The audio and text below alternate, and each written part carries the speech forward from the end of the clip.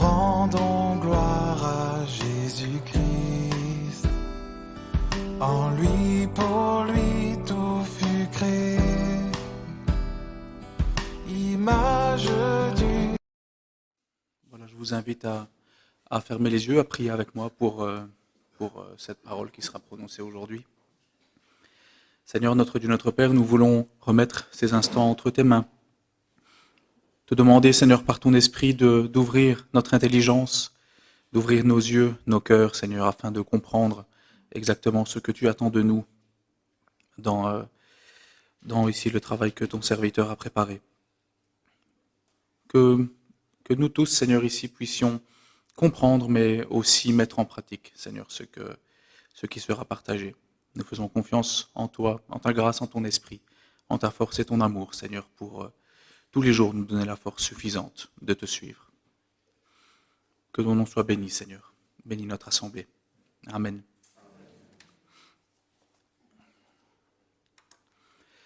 Alors, ce message, avec toi, Luc, ta présidence, on aurait pu très bien l'avoir travaillé à deux. En réalité, ça n'a pas été le cas, mais ça aurait vraiment pu. Et c'était assez étonnant de voir à quel point tu as pu, par ta présidence, un peu me préparer le travail, je veux dire, ici, pour cette prédication. Tu as appelé ta présidence, l'Église, une maison donc de louange, d'adoration. J'aurais pu appeler ma prédication, l'Église, une maison de service aussi. Ce n'est pas comme ça que je l'ai appelé, mais ça aurait très bien pu. Tous les noms qui vont autour de ça auraient très bien pu faire l'affaire. Mais voilà, je voudrais parler aujourd'hui d'un sujet sur lequel j'ai travaillé aussi, lequel je voudrais vous partager. Je trouve ce sujet de nos jours parfois un peu mal compris, un peu sous-estimé, dans certains aspects trop spiritualisé et dans d'autres parfois pas assez non plus, et dont la réalité qui nous touche tous ici présents au quotidien et particulièrement aujourd'hui. Mais je crois qu'il est bon aussi de se souvenir de la signification première de ce que le Seigneur donc lui a donné au tout début. Donc ce sujet, comme je vous le disais, c'est l'Église locale. Simplement, c'est sur ça que je vais prêcher pour vous ce matin. Pas la grande Église invisible qui nous réunit tous, bien sûr, tous les croyants, mais vraiment l'Église locale de quartier, celle à laquelle nous participons tous. Ce sujet peut se rapporter bien évidemment aux énormes églises de plus de 5000 membres qu'on peut voir dans nos grandes villes, dans nos capitales, mais aussi dans les petites églises des petits quartiers qui se réunissent à seulement quelques membres par semaine. J'aimerais aussi, dans cette prédication, qu'on se souvienne un peu de ces grandeurs qu'il y a dans les choses qui paraissent petites dans le monde, de ces valeurs que le monde, justement, souhaiterait voir disparaître, de ces définitions aussi, significations qui ont été tordues et transformées parfois par la culture. C'est une prédication qui est pour tous, mais je suis heureux de voir qu'il y a encore quelques jeunes qui sont restés. Mais j'aimerais que vous, les jeunes, qui entendiez cette prédication, puissiez vraiment participer particulièrement, avoir une écoute active, comme on dit, et retenir ce qui sera dit ici.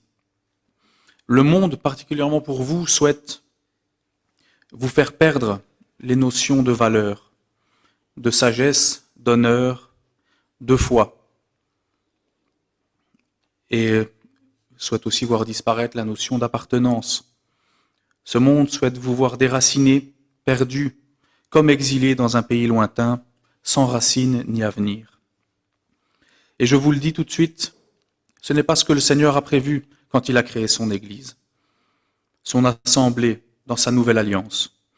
Ce qu'il a prévu, c'est que chacun d'entre nous, à notre niveau, nous appartenions à cette nouvelle communauté au sens le plus noble que vous pouvez imaginer.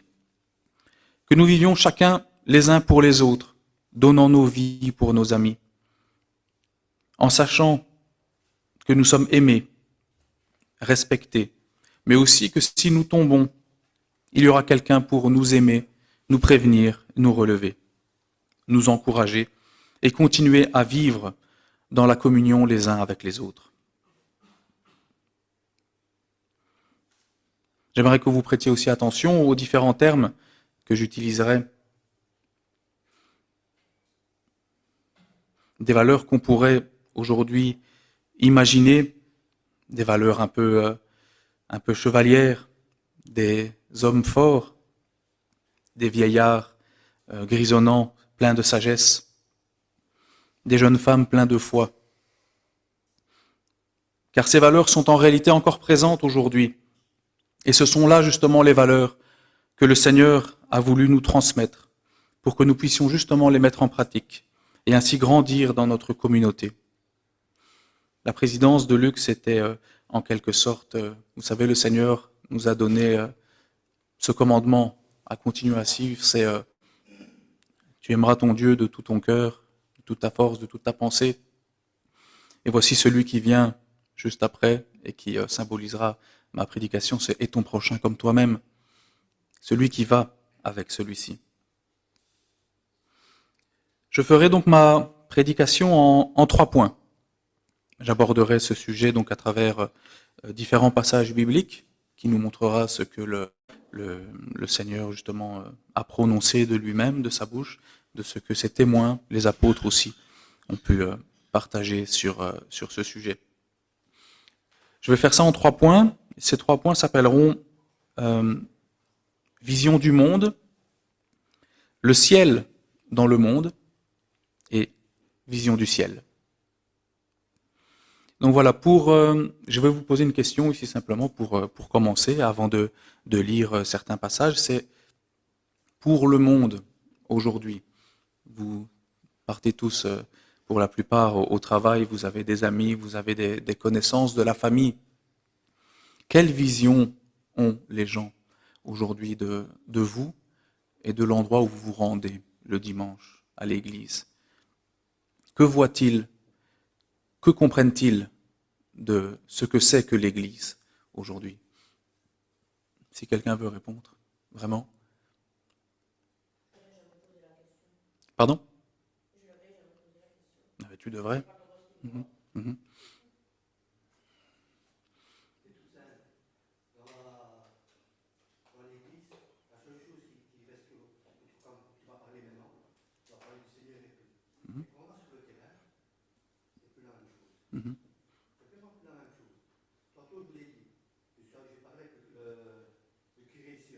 Mhm. On est à 10 à 11 000 personnes dans le quartier. Et pour l'église catholique, et nous, on va compter entre 150 à 200 personnes, pas plus, sur 10 000 à 11 000 personnes. Ah oui. Que nous, qu'est-ce qu'on fait? On vient dimanche, on est bien, on écoute, mais pas y pratiquer, on ne fait plus. Mhm. C'est ça qu'il faut penser. C'est poncif. Mais c'est bien. Oui, c'est les gens de l'extérieur, comment peuvent-ils nous voir? Comme un petit club de personnes qui sont souvent, on l'entend, l'église c'est pour les faibles, mentalement, émotionnellement. Parfois, on l'a vu aussi en Amérique, un groupe d'action politique qui partage les mêmes idées.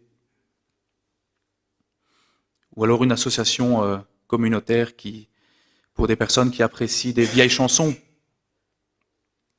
Un bâtiment avec un clocher, un lieu de divertissement pour les enfants, un cercle de rencontre pour les adultes ou un passe-temps pour les personnes un peu plus âgées. Une tradition, une habitude, une coutume, du folklore. Un lieu où parfois certaines personnes sont de façade par hypocrisie. Cette vision est bien sûr couverte d'erreurs à cause de la méconnaissance et à cause de la haine que le monde porte à l'Église. Car oui, une chose que vous devez savoir, vous les jeunes et tous ceux qui sont là, c'est que ça ne date pas d'hier que le monde déteste l'Église. La Bible en parle de cette manière. Jésus lui-même le dit dans sa parole quand il dit dans Jean 15 au verset 18, « Si le monde vous hait, sachez qu'il m'a haï avant vous. S'ils m'ont persécuté, ils vous persécuteront aussi. » Dans Jean 17, il dit « Je leur ai donné ta parole ». C'est une prière que le Seigneur fait. « Et le monde les a haïs parce qu'ils ne sont pas du monde, comme moi, je ne suis pas du monde. » Et dans Matthieu 10, au verset 22, il dit « Vous serez haïs tous à cause de mon nom, mais celui qui persévérera jusqu'à la fin sera sauvé. » L'Église chrétienne, toutes dénominations confondues, est aujourd'hui et depuis toujours, aussi longtemps que je m'en souvienne, la religion la plus persécutée du monde. Les apôtres, eux aussi, ont rendu ce témoignage. Comme Jean, dans sa lettre, dans 1 Jean 3,13, « Ne vous étonnez pas, dit-il, frères, si le monde vous hait. » Paul, à Timothée, lui dit « Tous ceux qui veulent vivre pieusement en Jésus-Christ seront persécutés. » 1 Pierre, donc Pierre qui dit aussi « Si vous êtes outragés par le nom de Christ, vous êtes heureux, parce que l'esprit de gloire, l'Esprit de Dieu repose sur vous. »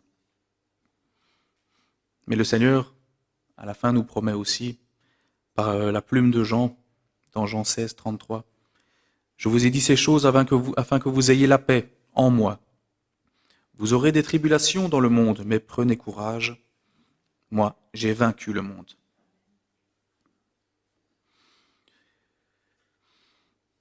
Pour le monde, l'Église n'est plus qu'une organisation dépassée, mensongère et inutile. Pensez simplement à ces mots. Moi, j'ai vaincu le monde. Le monde pour l'Église n'est plus un problème en soi. Le Seigneur l'a déjà vaincu. Mais nous y sommes encore temporairement. Et le Seigneur a aussi une volonté pour le temps que nous avons passé en ce monde. Ce qui m'amène donc à mon second point, qui est le ciel dans le monde.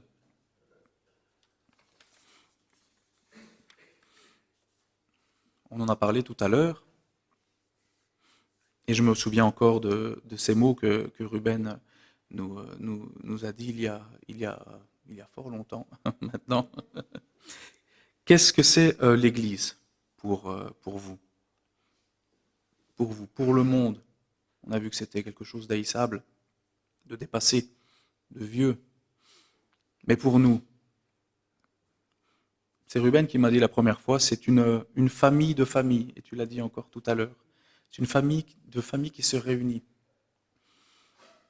Comme si, en entrant par ces portes, mais pas par les portes physiques, mais plutôt les portes spirituelles de la foi, nous entrions sur une sorte de grande photo de famille, on vient s'y ajouter. Dieu nous adopte à ce moment-là, fait de nous ses enfants, mais fait de tous ceux qui étaient là avant aussi, nos nouveaux frères et sœurs, en son nom. L'Église, c'est la réunion de ceux qui croient en l'Évangile, un nouveau peuple uni par des liens fraternels, un endroit de réunion où le ciel peut toucher la terre. Vous êtes aussi les représentants de ce pays, du ciel, des cieux, les ambassadeurs du ciel. Pensons une minute à ce que c'est qu'une ambassade. Dans Corinthiens, je demande 2 Corinthiens, chapitre 5 au verset 20, Paul nous dit ici, « Nous faisons donc fonction d'ambassadeurs pour Christ. » Donc c'est pas moi qui l'invente, c'est littéralement le cas. Mais qu'est-ce que c'est qu'un ambassadeur? Si vous voyez aujourd'hui, si vous partez dans le monde et que vous tombez sur une ambassade, qu'est-ce que vous allez y trouver? Un bâtiment, bien sûr un endroit, il y a un drapeau d'un pays, on sait où est-ce qu'on va tomber quand on va à cet endroit. C'est un avant-poste reconnu officiellement par le pays d'origine, dans les frontières, à l'intérieur des frontières d'un autre pays. Si vous y entrez et que vous écoutiez un peu les gens qui y travaillent, vous entendrez une autre langue.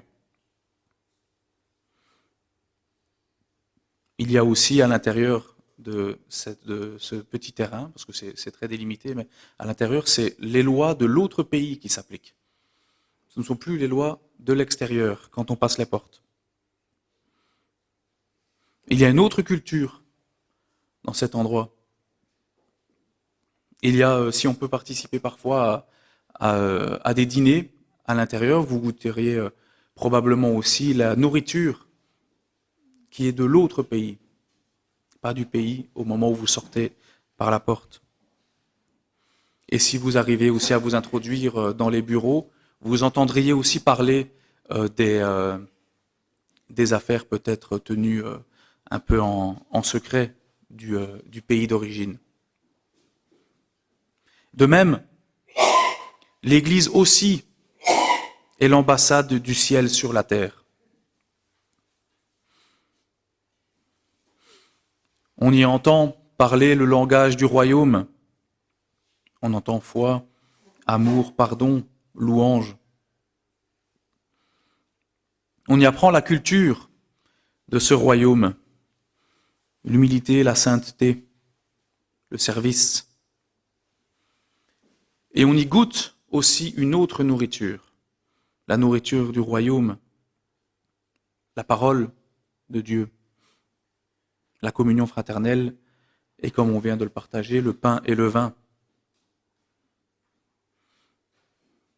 Être ambassadeur, c'est un travail qui est prestigieux, mais qui est aussi périlleux.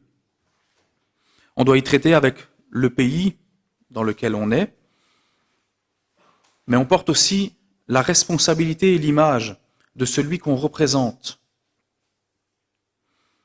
Il faut donc faire preuve d'un respect, un très grand respect pour les autorités de l'autre pays. Et nous devons porter la voix de celui qui est notre roi ou le représentant de notre pays. C'est aussi un travail où on nous demande d'être présent, de ne pas tirer au flanc. C'est un travail de représentant de tous les jours, comme de toutes les nuits. Nous portons sur nous-mêmes les couleurs de notre pays. Mais quelle est notre mission en tant qu'ambassadeur? Pour les gens de l'extérieur, bien sûr, dans un premier temps.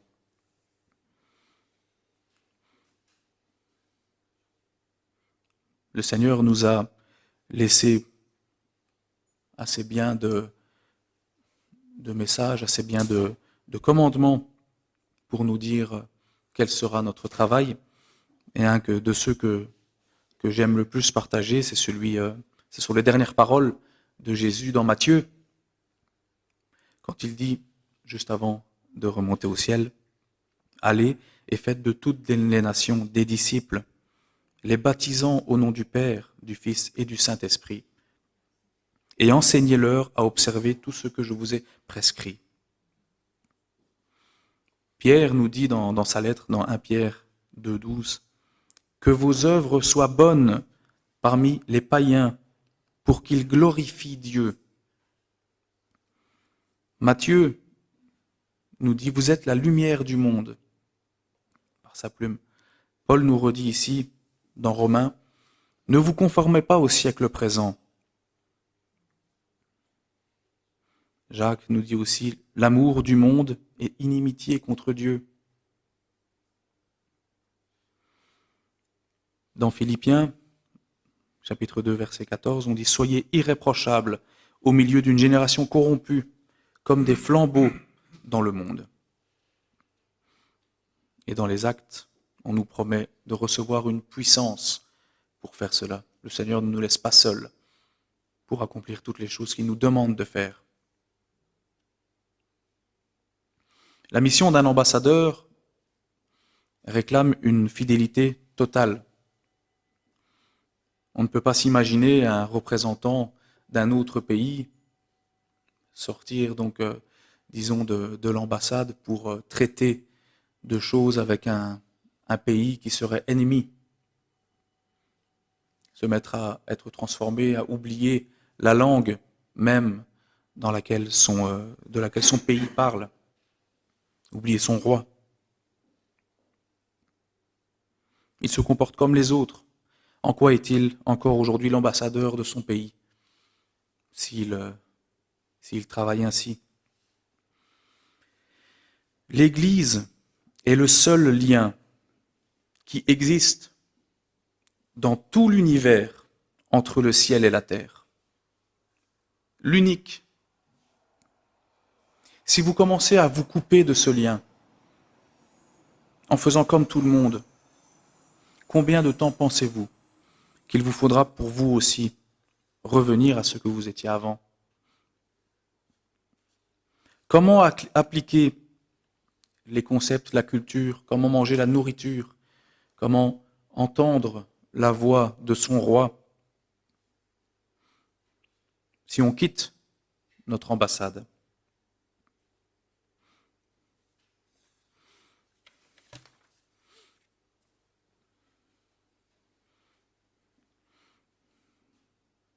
Nous avons bien sûr un rôle d'ambassadeur pour le monde extérieur, mais pas uniquement pour le monde extérieur. Vous avez un autre membre en tant qu'Église locale, un autre rôle, en tant que membre de l'Église locale. Quel est ce second rôle encore, d'après vous, en tant qu'ambassadeur, mais à l'intérieur de l'Église? On en a parlé, je l'ai déjà dit. Comment? Servir, simplement. On a partagé tout à l'heure le premier commandement qui est « Tu aimeras ton Dieu de tout ton cœur, de toute ta force et de toute ta pensée ». Et le Seigneur nous précise « Et voici l'autre qui est son égal, tu serviras ton prochain comme toi-même ». Ce que le Seigneur a voulu quand il a créé son assemblée, c'est comme ça qu'il utilise, c'est le terme qu'il a utilisé pour le dire. C'est le même terme qui est utilisé au désert, quand ils ont fait l'assemblée du désert. N'est-ce pas? C'est le même mot que le Seigneur a utilisé ici.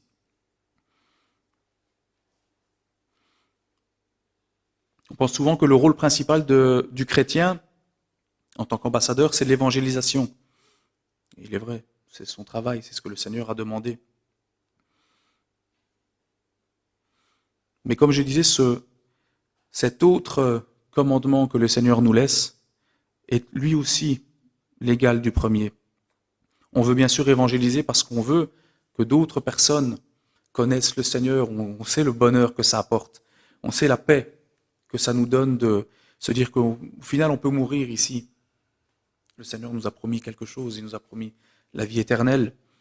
Il nous ressuscitera le dernier jour. Donc voilà. Les choses de la terre perdent de leur importance. Mais il y a une chose aussi que le Seigneur a demandé, c'est servir son prochain comme soi-même. Et ça, pour ça, le Seigneur a besoin de vous. Pour ça, c'est à vous qu'il demande de le faire.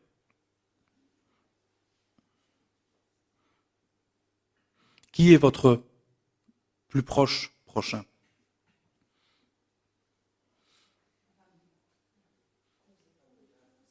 Oui, ce sont toutes des bonnes réponses, bien sûr. On commence par l'époux, l'épouse, la famille, les enfants. Et puis on a, bien sûr, tout de suite après, et je l'inclus dans la famille parce que c'est comme ça que la Bible l'appelle, c'est l'Église aussi qui rentre dans cette catégorie. C'est aussi vos plus proches prochains.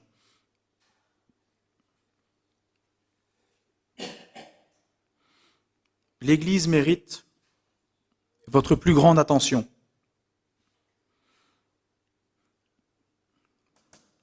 Parce qu'elle est le corps du Christ, elle est le temple du Saint-Esprit, elle est la famille de Dieu.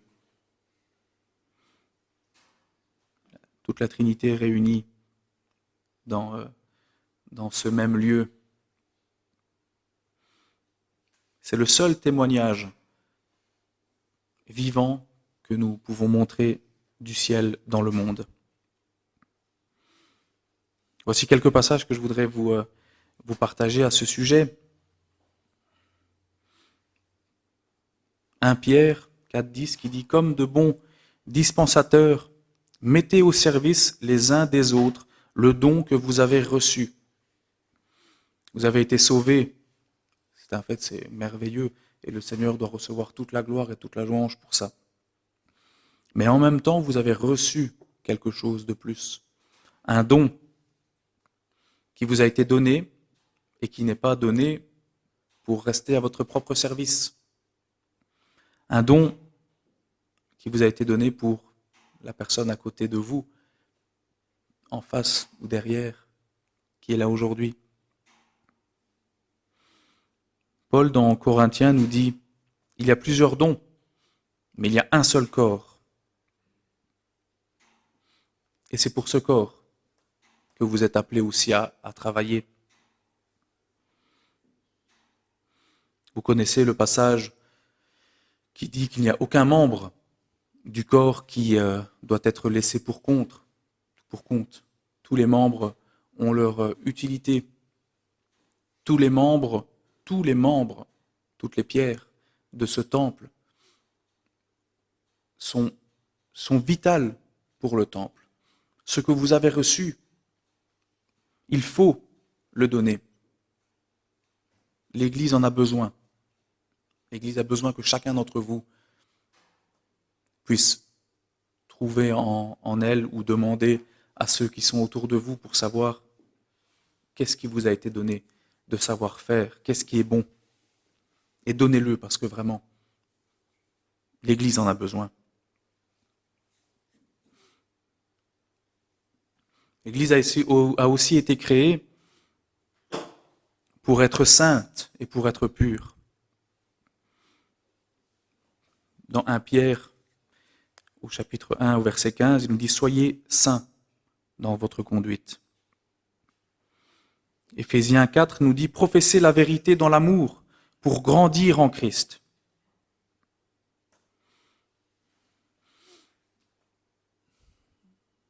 Un ambassadeur qui quitterait son poste et qui donc n'aurait plus les tâches quotidiennes, qui ne recevrait plus les tâches, qui ne recevrait plus les paroles de son roi. Comment pourrait-il être conforme à ce que ce royaume demande? Et c'est justement dans la place de ce royaume qu'on apprend à se conformiser aussi aux demandes de Dieu.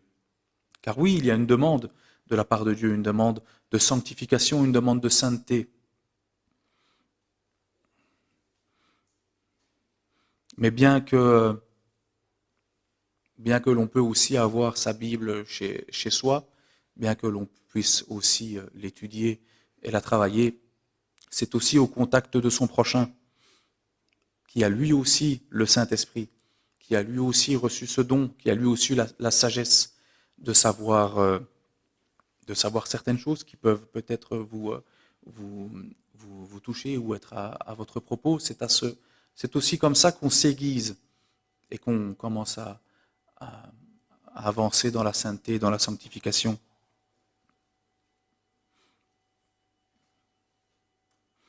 Il y a aussi cet aspect du partage des choses que nous avons en commun, pas uniquement les choses matérielles, mais les bonnes et les mauvaises choses. En Romains, au chapitre 12, on peut lire « Réjouissez-vous avec ceux qui se réjouissent, pleurez avec ceux qui pleurent. » Toujours Paul, dans Galates, vous connaissez, portez les fardeaux les uns des autres. Encore une fois, en étant loin, éloigné de votre lieu de travail, ces choses n'arriveront pas. Vous ne pouvez pas en même temps, d'un côté,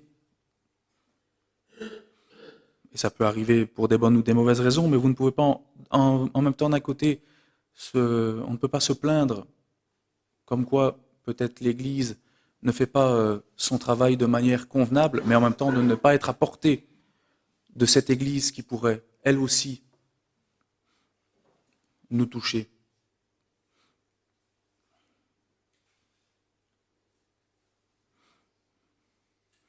Il y a aussi les différents moyens de grâce que le Seigneur a nous a laissés pour continuer à être, j'ai envie de dire, à avancer, à évoluer dans la sanctification, dans son Église. Il ne faut pas oublier que dans Hébreux 12, on peut lire « Le Seigneur corrige ceux qu'il aime, celui qu'il aime ». L'Église a aussi ce but, dans l'amour, dans le respect, dans la bienveillance, de prévenir un frère ou une sœur qui serait en train de chuter, qui pourrait parfois mal se conduire. Et c'est notre responsabilité à tous, dans l'amour que nous portons les uns envers les autres, mais aussi dans l'amour que nous portons au Seigneur, que d'être franc aussi, de reconnaître de nous-mêmes là où nous pouvons fauter, d'accepter le reproche et de demander pardon.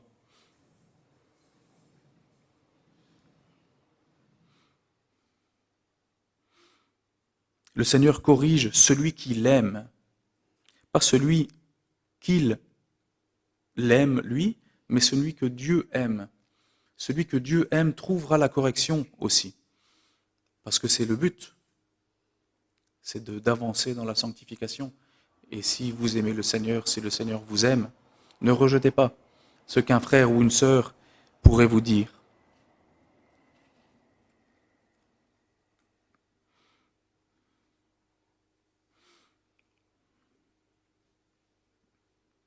Le Seigneur vous sauve, mais pas pour que vous restiez un chrétien dans son coin, un chrétien seul.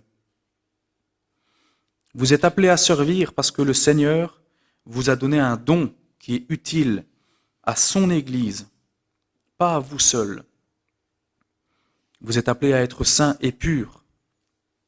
Comment apprendriez-vous, justement, à être saints si vous n'entendez pas parler, si vous n'entendez parler de la sainteté, mais que de celle du monde?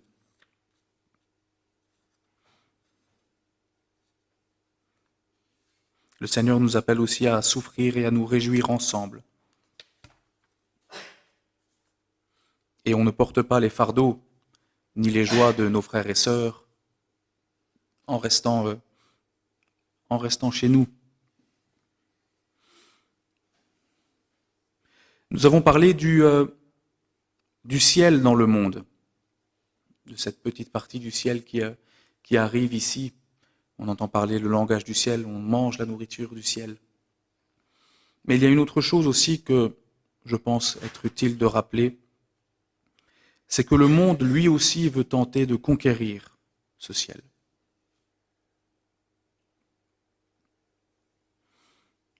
Par la culture, par du folklore, par des mots, parfois que l'on entend souvent.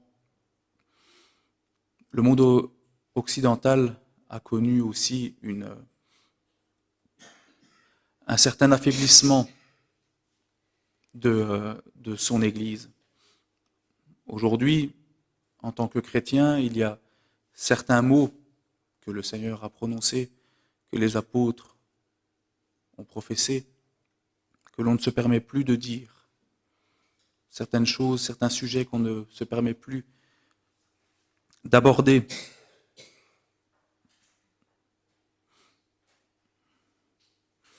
Le monde aussi, occidental en particulier, le monde politique, a voulu reprendre les valeurs de l'Église, mais en retirant tout ce qui en fait l'essence. C'est sur certains points, bien sûr, une bonne chose, parce qu'on peut se dire que trouver des assurances maladie aujourd'hui dans notre monde, dans notre pays, c'est une bonne chose. Trouver de l'aide aux personnes âgées, aux orphelins, c'est une bonne chose. Mais le monde aujourd'hui s'est emparé de ces sujets, alors qu'à la base, toutes ces choses étaient données à l'Église. C'est par l'Église qu'il y avait même des hôpitaux, au final. C'est l'Église qui ouvrait des orphelinats. C'est l'Église qui donnait à manger aux pauvres. Toutes ces choses ont été emportées, ont été reprises au compte. On a retiré Dieu de ses valeurs, on y a placé l'homme et on lui a donné un autre nom. Aujourd'hui, on appelle ça la laïcité. Elle part des mêmes principes d'égalité entre tous, mais elle en souscrit le Créateur. L'Église n'est plus qu'un vieil édifice qui n'est plus bon qu'à être jeté, alors que c'est elle qui était missionnée de base pour ces choses.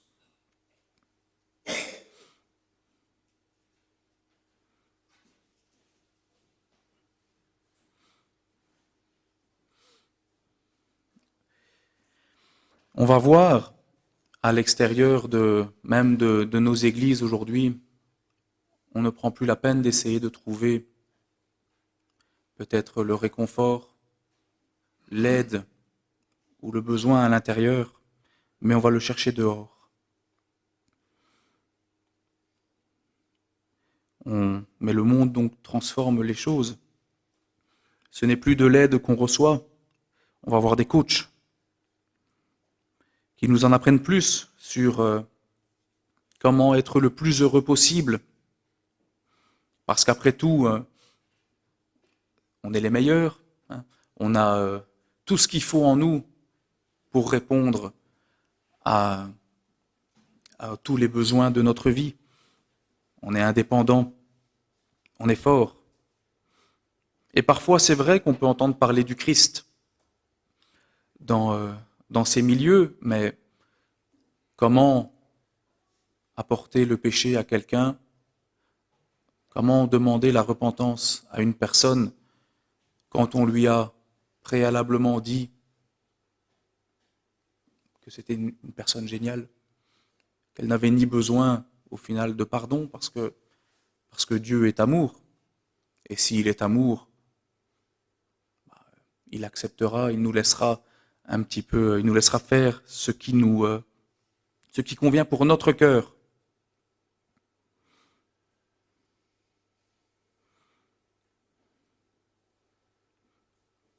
Et cette situation a déjà été écrite il y a bien longtemps par la plume de Jacques. Et nous serions justement avisés d'essayer de ne pas nous y retrouver. Dans Jacques, au chapitre 2 et au verset 15, il nous dit ici, si un frère ou une sœur sont nus et manquent de nourriture de chaque jour, et que l'un d'entre vous leur dise, partez en paix, chauffez-vous et bon appétit, mais que vous ne leur donniez pas le nécessaire au corps, à quoi cela sert-il? Cela, c'est nous, c'est le service. C'est notre nouvelle vie. Et je ferai appel aujourd'hui à notre prudence sur ce sujet. Quand le Seigneur nous appelle frères et sœurs, ce n'est pas pour lui une valeur comme on peut parfois l'entendre aujourd'hui. Aujourd'hui, les frères et sœurs, c'est presque plus la même fratrie. Mais pour le Seigneur, frères et sœurs, c'est différent. On pourrait se dire, c'est comme on l'entendait à l'ancienne. Dans la famille, on fait des efforts pour se pardonner, on fait des efforts pour laisser tomber, on fait des efforts pour accompagner, on fait des efforts pour que la personne soit bien. C'est comme ça que le Seigneur aussi voyait les choses quand il a créé son Église, sa famille.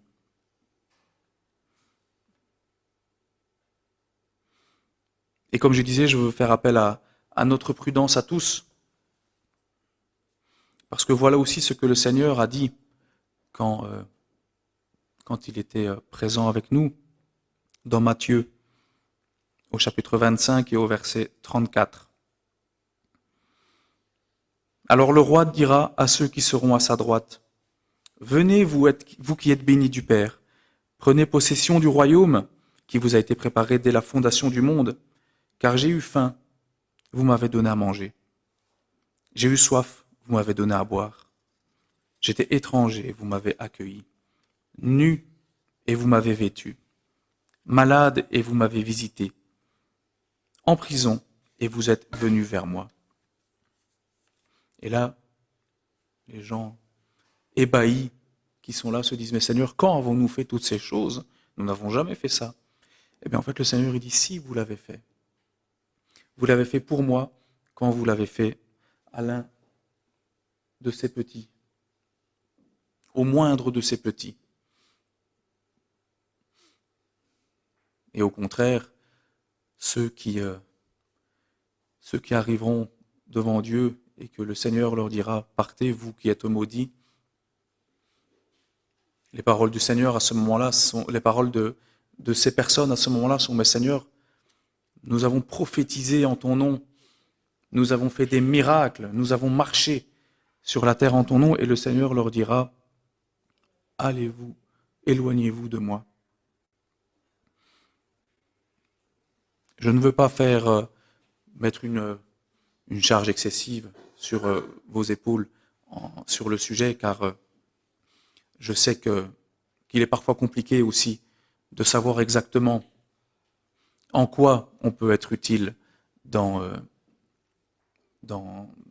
l'Église de Dieu, qu'est-ce qu'on peut donner, mais je veux vous rappeler aussi ce verset qui dit que nous n'avons pas un esprit de timidité. On a besoin aussi des gens qui sont timides, des gens qui ne parlent pas beaucoup, des gens qui ne savent peut-être pas quoi faire, des gens qui savent écouter, des gens qui ont de la force. Alors si vous ne savez pas, moi je vous propose de proposer quand même, de demander de faire le premier pas de vous-même, car c'est ce que le Seigneur vous demande aussi quand il vous dit « Aimez-vous, aimez votre prochain comme vous-même ». Et aussi pour tout ça, il faut bien sûr participer, être membre d'une église locale et venir pour connaître les gens, les frères et sœurs qui y sont, partager avec eux, connaître leurs souffrances.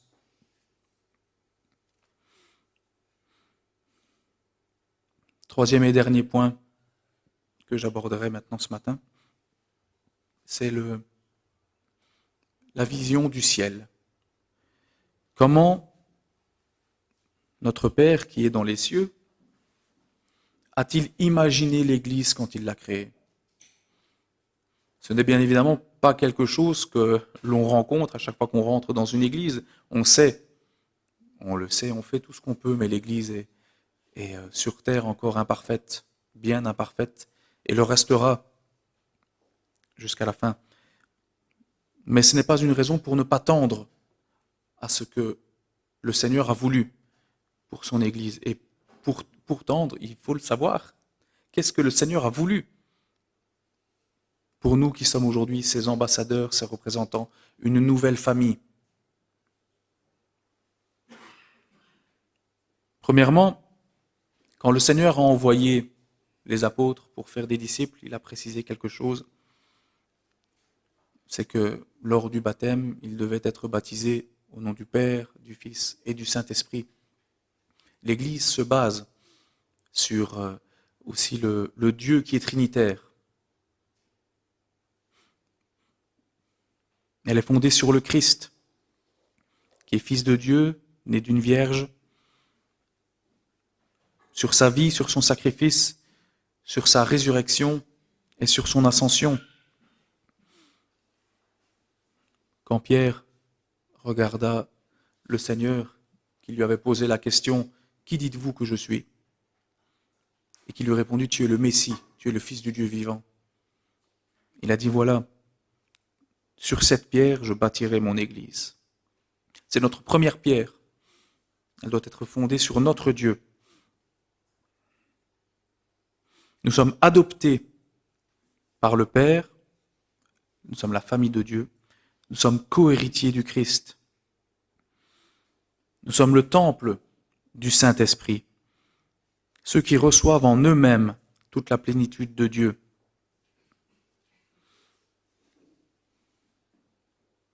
Cette vérité qui est incroyable, surréaliste, qui n'avait jamais été connue avant recevoir Dieu en soi, c'était quelque chose qu'on n'imaginait même pas. Et d'ailleurs, je n'ai pas connaissance d'autres religions qui ont ce genre de pratique, j'ai envie de dire. Pierre, en entendant, en comprenant ce message, s'est exprimé de cette manière. On sent dans la manière dont il a écrit ces mots qu'il y avait une forme de liesse, de joie. D'ailleurs, quand on les lit aussi avec joie. 1 Pierre au chapitre 2 et au verset 6. « Voici, je mets en Sion une pierre angulaire, choisie, précieuse, et celui qui croit en elle ne sera pas confus. L'honneur est donc pour vous qui croyez, mais pour les incrédules, la pierre qu'ont rejetée ceux qui bâtissent est devenue la pierre de l'angle, une pierre d'achoppement et un rocher de scandale. Ils s'y heurtent pour n'avoir pas cru à la parole, et c'est à cela qu'ils sont destinés. Vous, au contraire,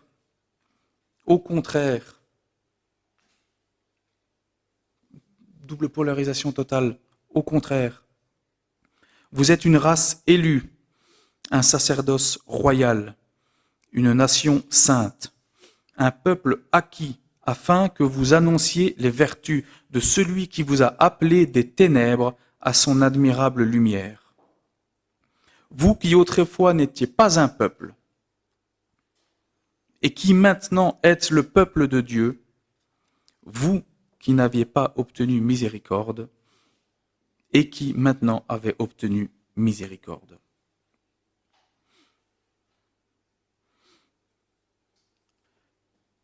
J'ai envie de dire, physiquement, la salle n'a pas changé, mais quelle gloire d'avoir cette vision des choses de manière spirituelle, au service de Dieu.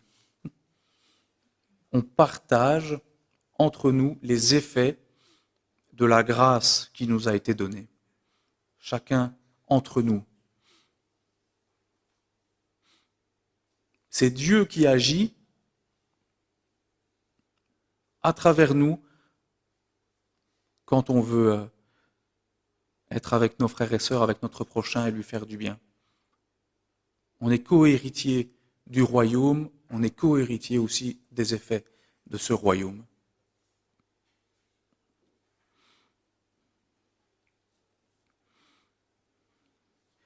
C'est vrai, je ne l'ai pas dit en commençant cette prédication, mais je l'ai faite en étudiant un livre qui s'appelle Redécouvrir l'Église.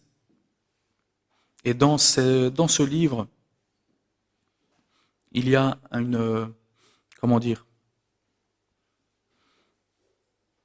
une petite expression qui me semble importante à partager. C'est que l'Église est dépositaire de la grâce, des clés, ambassade, mais aussi dépositaire du quoi et du qui, ils appelaient ça. Alors c'est pas très explicite ainsi, mais je vais vous expliquer. Le Seigneur nous donne de savoir quoi. Quand on rentre ici, le quoi, c'est la foi.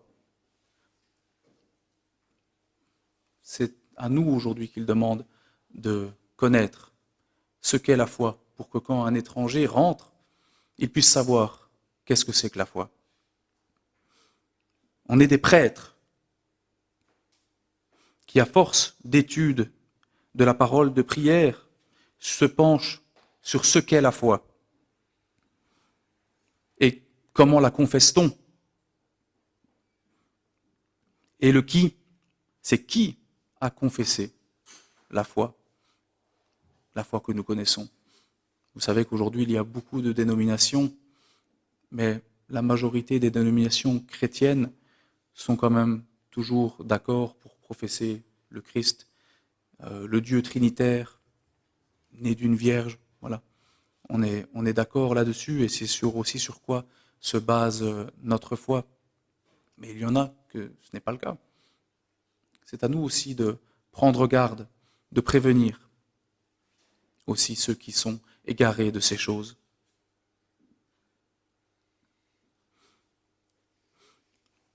Qui a vraiment connu la foi, la nouvelle naissance?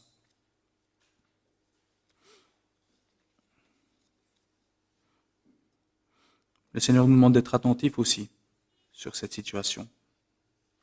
Il a donné aussi les clés de son Église pour lier ce qui est lié au ciel et délier ce qui est délié dans le ciel. C'est l'importance de l'Église locale. Et elle ne peut pas se vivre depuis l'extérieur.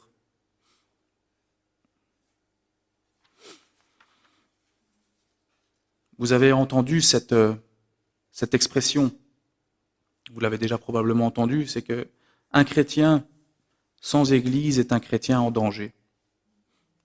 Et c'est bien le cas. La volonté du Seigneur était bien qu'on se réunisse en Église et qu'on partage cette nouvelle vie en commun, qu'au final on partagera pour l'éternité. Alors autant vous y faire immédiatement. Un chrétien sans Église est un chrétien en danger. Mais je voudrais rajouter ceci. C'est un chrétien en danger, qui a certes la foi, mais c'est un chrétien qui ne vit pas ce à quoi il a été appelé à vivre. À savoir, aimer son Dieu de tout son cœur et de toute sa force, et son prochain comme soi-même. N'oublions pas que nous aussi, nous passerons au travers de ce que la parole appelle un feu. Je ne parle bien sûr pas ici du dogme catholique, je ne sais plus comment ça s'appelle, du purgatoire, bien sûr. C'est ce verset qui est utilisé pour prouver ça, mais bon, pour moi, il ne prouve pas grand-chose. Mais ce qu'il dit, c'est ceci, dans 1 Corinthiens, au chapitre 3, au verset 13, « L'œuvre de chacun sera manifestée, car le jour la fera connaître, parce qu'elle se révélera dans le feu, et le feu éprouvera ce qu'est l'œuvre de chacun. Si l'œuvre est bâtie par quelqu'un sur un fondement qui subsiste, il recevra une récompense. Mais si l'œuvre de quelqu'un est consumée, il perdra sa récompense. Pour lui, il sera sauvé, mais comme au travers d'un feu. » Je pense qu'un chrétien qui est en dehors de l'Église, c'est un chrétien aussi qui est dans cette situation sauvé, c'est un fait. Mais nous sommes appelés à ces œuvres bonnes. C'est pour ça qu'on a été sauvés, pour des œuvres bonnes. Sur quoi bâtissons-nous notre éternité? Quels matériaux utilisons-nous? Je veux vous encourager, frères et sœurs, dans l'Église du Seigneur, à utiliser des matériaux comme l'argent et l'or, pour que vous puissiez garder cette récompense dont Paul parle ici, qui se trouve dans le service, dans la sagesse, dans l'amour les uns pour les autres. Dieu réclame votre sanctification. Mais votre prochain, dans le corps, glorieux de l'Église a besoin de votre service et de vos dons. Et vous en avez besoin, vous aussi. Car après tout, le Seigneur le dit aussi lui-même, c'est à ça que nous nous reconnaîtrons, à l'amour que nous portons les uns pour les autres. Je vous remercie pour avoir écouté ce message et que le Seigneur bénisse sa parole. Et vous bénisse. Sous la pression, sous la tension.